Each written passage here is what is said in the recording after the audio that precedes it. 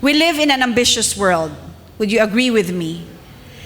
All of us desires to be number one, to be the best at what we do, and to be able to be the greatest and to get into position. Even when we discuss today, we will be able to understand that even the disciples were ambitious in their in the way they projected and they looked at life. That is why the Guinness Book of World Records remain to be a bestseller, because we want to know what is the best, what is the fastest, who is the prettiest or the handsomest. Kaya nga in the recently concluded APEC, ano ang pinag-usapan? More than the economic bilateral trade agreements that have been done, more than the peace accord that have been settled, what was talked about? The APEC hotties. Right?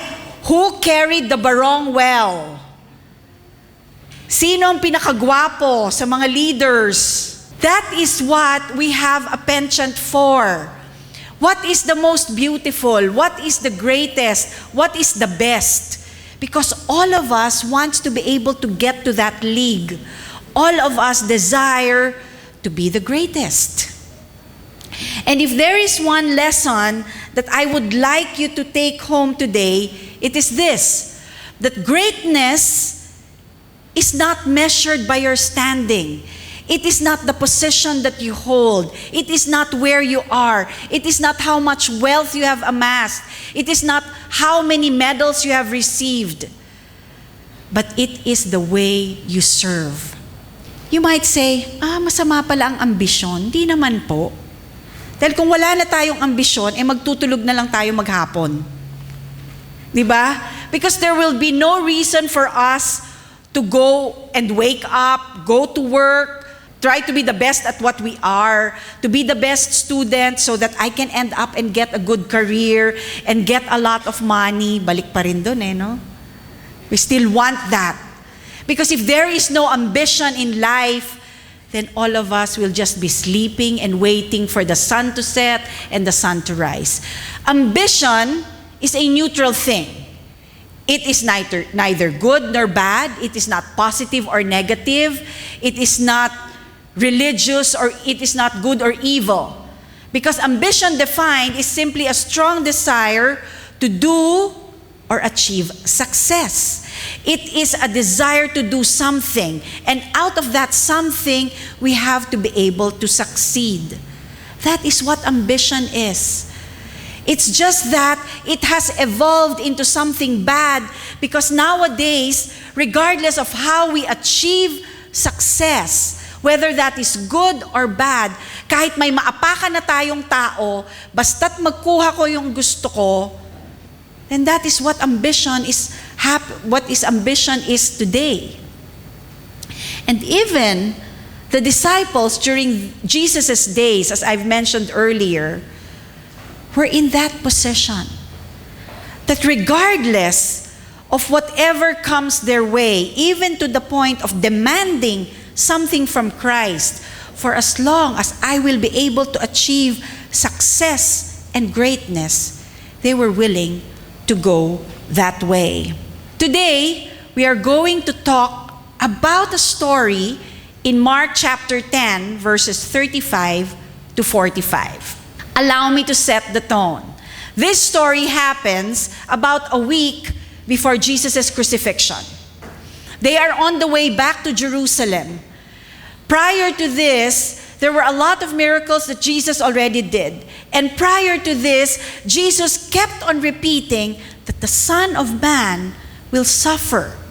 The Son of Man will die. But during this time in the story, it seems like the characters totally forgot about it. And the only thing on their mind was this. James and John, sila po yung ating characters, were the sons of Zebedee. James and John, we know, are part of the small circle of Christ's friend. More than his disciples, it was the three, Peter, James, and John, who were the constant BFF of Jesus. So every time there is something of utmost importance, something that is of secret, something that needed to be discussed right away or talked about, Jesus would be going with Peter, James, and John. And add to that, si James at si John po ay mga pinsan ni Jesus. So they are related. The story in Mark chapter 10 has a parallel story in Matthew chapter 20. But in Matthew chapter 20, the one who is requesting is their mom. And what is their request? Teacher, they said, we want you to do for us whatever we ask. Pretty much like our children.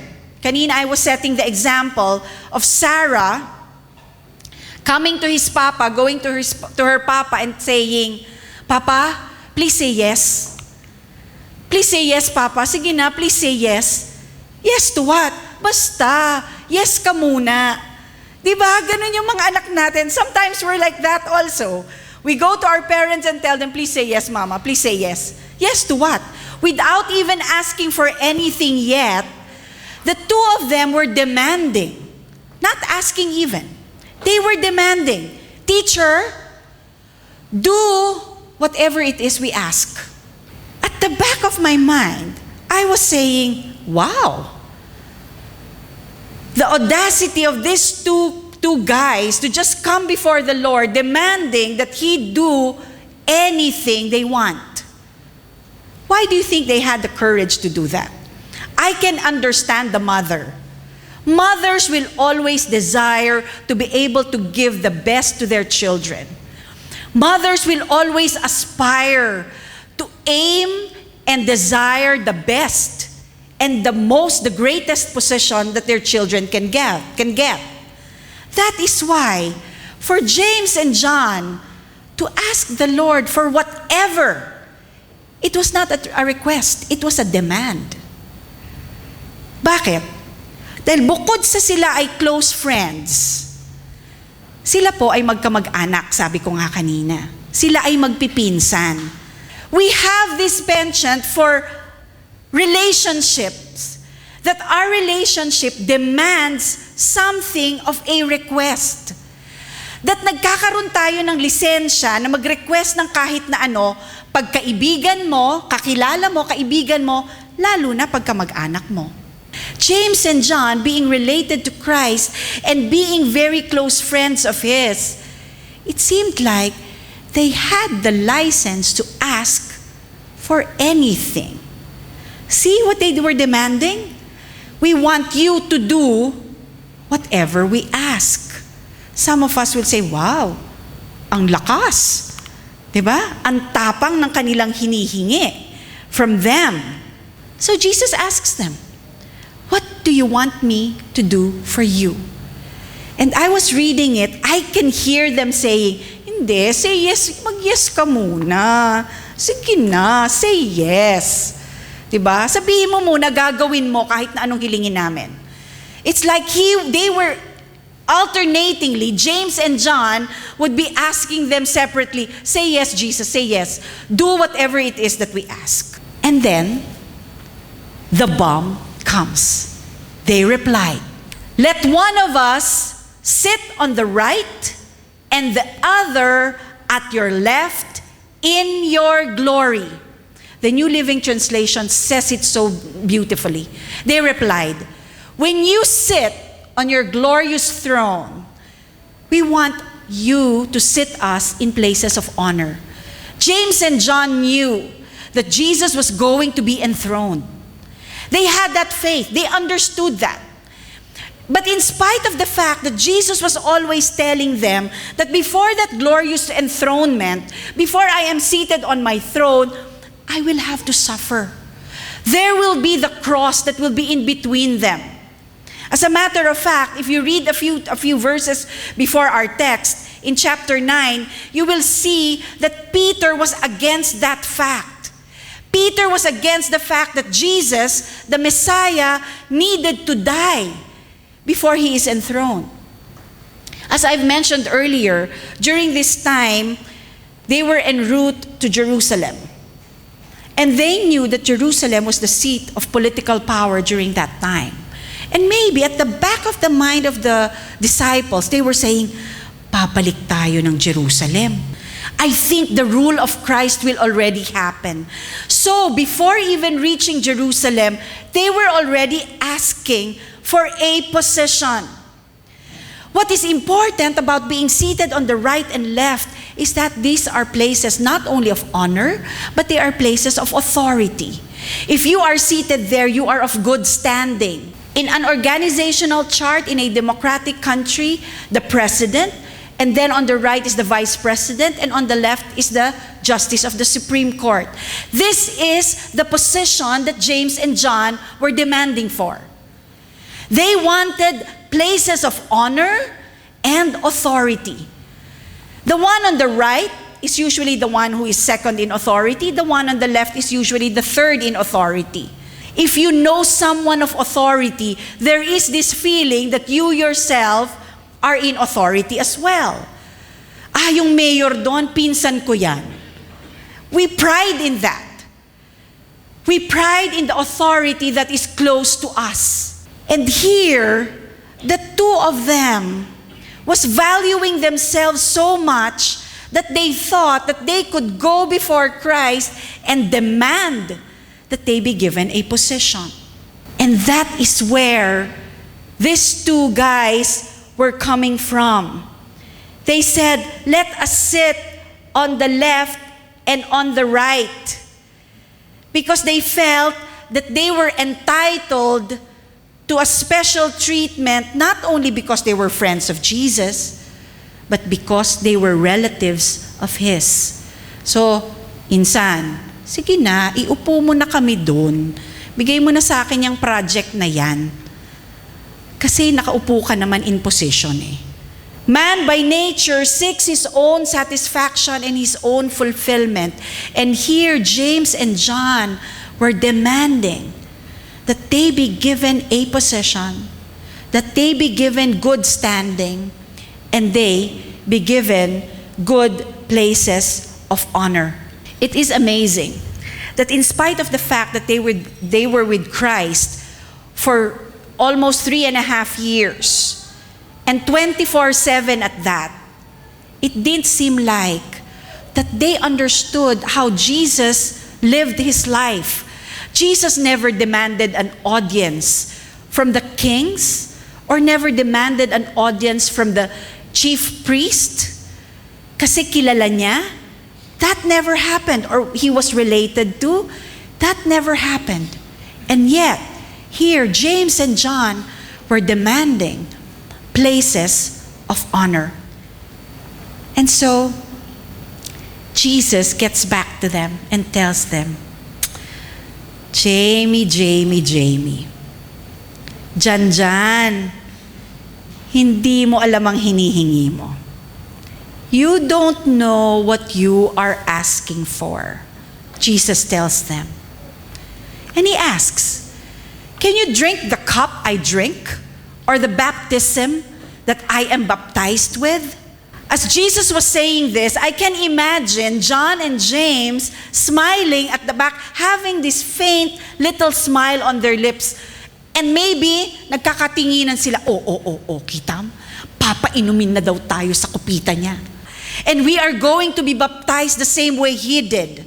Maybe they were thinking, we're going to Jerusalem. Before we go to Jerusalem, dadaan muna tayo ng Jordan River, and there He will baptize us, and heaven will open. And when heaven opens, God will bless us and tell us, well done, these are my servants. Maybe they were picturing that in their minds. That ayan na, ibibigay na sa akin yung left ha. Hindi, akin yung right. Hindi, sa'yo yung right, sa'yo yung right. So maybe they were conversing that way, and they were mumbling with each other because they thought that Jesus was already granting them their request. Because they were saying, can you drink the cup and be baptized? But Jesus, He was not smiling, because He knew exactly what He was talking about. He was talking about the suffering that goes with that glorious enthronement. He understood that before being enthroned, the Son of Man needed to suffer. So the position that they were trying to get, the task that they were trying to embrace, was way beyond them. Obviously, they did not understand what they were asking for. Nasagot nila, Ken! Yabang-yabang nila, dating sila dun sa pag sabi ni Kristo, kaya nyo bang inumin yung kopita na iinumin ko? Kaya nyo bang magpabaptize? Ken! That's what they did. They said, yes, we can. Because the only thing that was in their mind is that eto na, iluluklok na tayo sa posisyon natin. Because that is the measure of greatness at that time. Even today, if we have the power, if we have the position, we're great. And everybody aims for that. And they were aiming for it also. So if it is just to drink from your cup and be baptized as you did, yes, we can. We can do that. But Jesus said to them, yes, indeed, you will drink the cup I drink and be baptized with the baptism I am baptized with.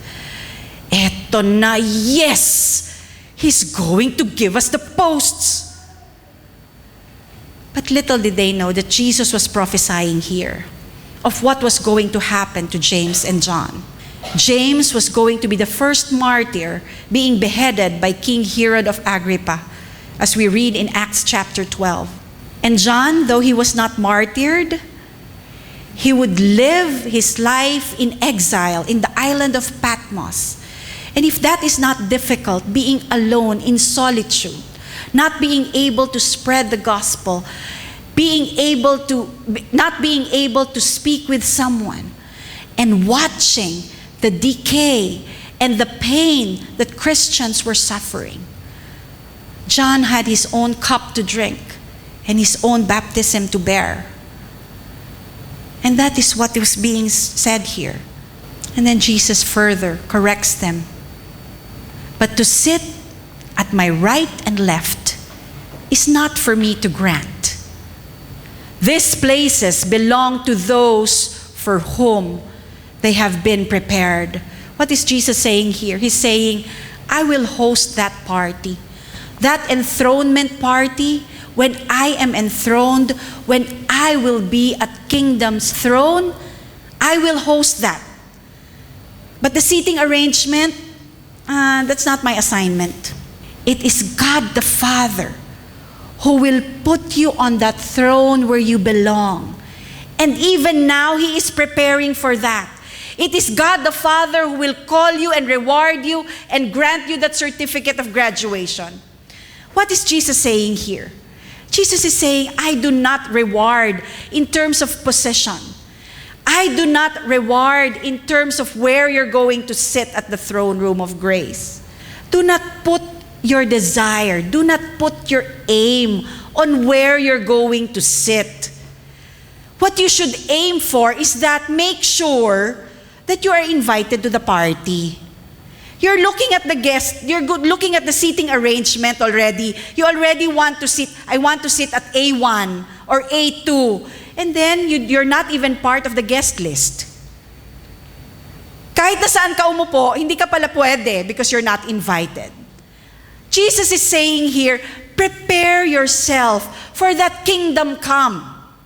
Do not even think of your position. Do not even think of where you're going to stand. But God is preparing a place. So ensure that you are going to be part of that place. Is it going to be just 2 seats beside Christ? Is it going to be 20? We don't know. Christ is saying here, God is preparing a place for you. But what is important is for you to ensure that you will be seated in one of the seats during the kingdom enthronement, during the party. Christ never demanded a possession. Christ never brandished the fact that He was the Son of God. He never put a label or a sash saying, King of Kings, Lord of Lords, nothing. He never did that. But the apostles, from one point or another, What they were demanding, what they wanted was something like that. They wanted a possession. And here Jesus is telling them, no, do not look for that possession, because that is not a measure of greatness. And you might say, where are the other 10? Where is Peter? One of his closest friends as well. Baka si Peter na born again na. He's not demanding a possession anymore. But in the next verse we read, then the 10 of them heard about this, and they became indignant with James and John. Indignant, they were even more angry than anything. What was supposed to be such a simple request was now ending up to be a violent argument. It has turned into the two, James and John, and the 10 against the 10. Galit na galit yung 10 kay James and John. Bakit? Sobra naman to si James and John. Ang kapal feeling. Kala nila they're assuming na sila na yung greatest. Because before this trip, they were already asking themselves, who's the greatest? Who is favored by Christ? Who is going to be the favorite of Christ among us? So all of them, as a matter of fact, wanted to be in possession. And they were indignant because naunahan sila ni James and John. Baka ibigay yung posisyon sa kanila. Baka ibigay yung posisyon, nahuli sila ng hingi. That's why the 10 of them were furious at James and John. They were also angry because naunahan sila sa request, naunahan sila sa plano. Were they indignant because James and John might get the position? I suppose. Because all of them wanted a position of greatness. Jesus takes advantage of this teachable moment. He calls on the 12 and tells them, you know that those who are regarded as rulers of the Gentiles, lord it over them. And their high officials, they exercise authority over them. That is how they rule. You want to lead? This is how the Gentiles and people in authority do it. Pulis ako ayan ang tsapa ko. Here are my stars that says I am in authority. They lord it over. They boss you around. They make you feel that they are in authority. They make you feel that ako yung presidente ng kumpanya, you have to respect me. But in the life of Christ on earth, He never did that. Did He? So Jesus was reminding the apostles, if you think that to get a position, to sit beside me on my left and on my right, you will be like the Gentile rulers who will lord it over, or you will be like the high officials who will exercise authority. Let me remind you this in 4 simple words. Christ changes their perspective, their definition of being great, of being a ruler, of being a leader, and tells them, not so with you. If the Gentiles lord it over, if those who are in authority exercises it, not so with you. If they demand your respect, if they demand that you do what you have to do in a brash and violent way, not so with you. If you will get all of these benefits because you are a leader, if you will exercise your authority with pain, not so with you. Pretty much pag nasa opisina tayo, how tempting it is. Because we know what to do, we know how to decide. Magaling yung mga Pinoy diba? Pwede tayong ilagay kahit saan. And there is this temptation all the time to lord it over. I am better, but he is in a better position. I work well. I spend long hours in the office. But they're the ones who are promoted. They're the ones who are given the position.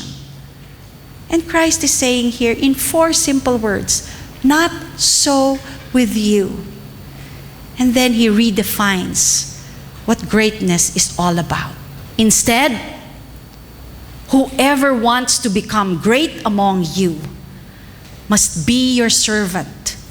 And whoever wants to be first must be the slave of all. In spite of the fact that repeatedly Jesus was teaching the apostles, how many times, in order to be great, you have to be the least. In order to be first, you have to be the last. They never understood it. And here Jesus repeats himself and tells them, you want to rule? You want to lead? You want to be the great? You want to be the greatest? You be a servant. You want to be the leader? First, be a slave. You want to be number one? Be a slave, not to one, not to two or three, but be a slave to all. In the kingdom, servanthood is the name of the game. On earth, ruling is the name of the game. Greatness is not measured by your standing, but it is measured by your serving. Jesus came in the ultimate example of what a servant will be. For the Son of Man did not come to be served, but to serve and to give his life as a ransom for many. If there is one thing that Jesus Christ was brandishing about, it is his ministry. And what is that ministry? That is the ministry of salvation, where he extended his life to us, for us, to pay the ransom, just to give us that gift of salvation. Jesus Christ used a very minute, menial, simple word, servant. Servant translated is diakonos. And diakonos in its essence means to be a waiter. Anong ginagawa ng mga waiter? Lala, can I take your order, ma'am? No. Reklamo ba sila? Hindi. Trabaho nila, diba? Can I take your order, sir? You are there to wait until they give you their order. When they give you their order, you go. Take their order, serve them. Give them what they want. Water, please. You go, give them their water. Can I have a bowl? Give them their bowl. That is the definition of diakonos, to wait upon them, to serve them. And that has an attitude that is attached to it. That of being humble. Because you cannot wait if you are prideful. Tagal naman umorder nito. Chicken rice lang pala. Tagal-tagal ko na nakatayo. Diba? You cannot do that. Christ said you cannot lord it over. He said, the Son of Man came to serve and not to be served, up to the point of his death. You know, I can imagine when John was there at the crucifixion of Christ, looking at Christ there, and there were two crosses beside him, the left and the right. I can imagine John reviewing this conversation. Sabi siguro niya, buti na lang, hindi pumayag si Jesus na ibigay sa akin yung left o yung right. Kung hindi, baka ako yung nandun. Diba? Because at that point, they did not understand what they were asking for. That's why Jesus told them, you do not know what you're asking for.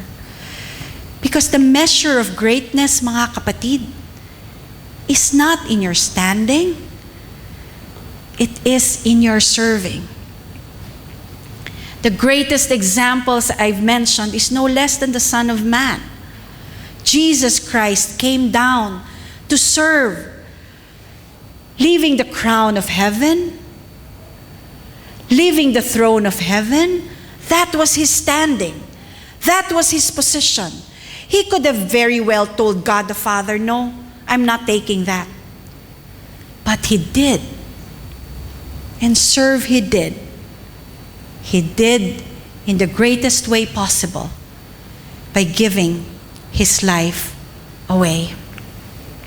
Napoleon Bonaparte, a French revolutionary man who almost got subdued the whole world, had this to say. Alexander, Caesar, Charlemagne, these are all leaders of old, and I, referring to himself, have founded empires, but upon what do these creations of genius depend? Upon force. He was saying that all the empires they got by force. They lorded it over. They claimed them by wars and even more wars. And then he continues, but Jesus alone founded his empire upon what? Upon love. And to this very day, millions were willing to die for him, are willing to die for him. Upon that love was exemplified by Christ's service. And that service meant giving his very life away. So what do we do? Mr. Barry, if greatness is not measured by standing, what should we do? What are we called to do? Just as Christ did not come to be served. Mga kapatid, let's serve. Don't be served. As Christ was not served, he did not demand service. He did not demand a red carpet to be rolled upon him in any entrance that he would go into any city. Hindi siya nagdemand ng banda ng musiko. But instead, he served, and greatly he did. Do I have to be part of the logistics team to help out, carry our instruments, fix the place, set up the chairs? We don't need the position. Diba? We don't need the standing. Mga kapatid, we are called to serve. And service is the name of the game. You want to be great? Aim to serve. If we have one great ambition, that should be to serve and to serve well. There is no simple and menial task in the kingdom of God. Everything is a service unto Christ.